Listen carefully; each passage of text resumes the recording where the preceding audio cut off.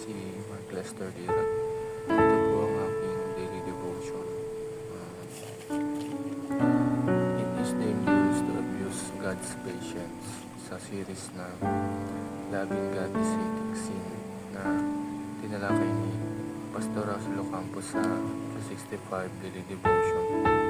Ang Bible verse po ngayong araw ay Habakkuk chapter 1 verse 12 to 13. Ang sabi po dito ay, Lord, are you not from everlasting? My God, my Holy One, will never die.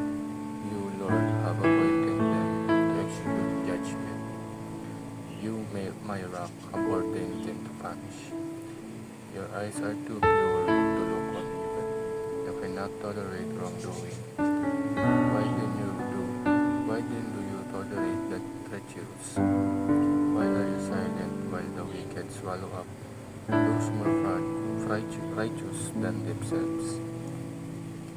Unang katuan po ngayong araw ay God does not tolerate evil. Hindi po tinatolerate ng Diyos ang mga kasamaan dito sa mundo. Lahat ng kasalanan ay nakikita ng Diyos at hindi nakatalikod ng Diyos dito. Kumbaga kung tayo ay gumagawa ng kasalanan o kasamaan ay kitang-kita tayo ng Diyos at hindi siya nakatalikod o hindi siya nakatalikod sa atin. Second teaching ay God punishes evil with evil. Ang parusa ng Diyos sa kasamaan ay kasamaan din.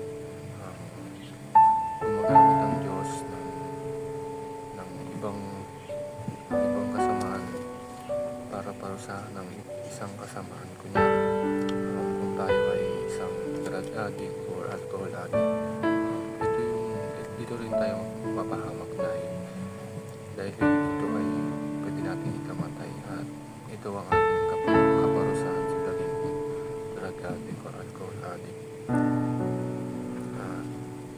Ang huling katuruan ay God ordained the defeat of evil. Huwag natin isipin na yung mga nangyayaring kasamaan dito sa mundo ay hindi nakikita ng Diyos at wala siyang pakialam dito. Dahil nakikita talaga ito ng Diyos at lahat ng kasamaan sa mundo ay may tinakdang oras o panahon ng Diyos upang ito ay tapusin o makasan. Kaya huwag natin isipin na porket merong mga kasamaan na hindi napaparusahan dito sa mundo gamit ang batas ng tao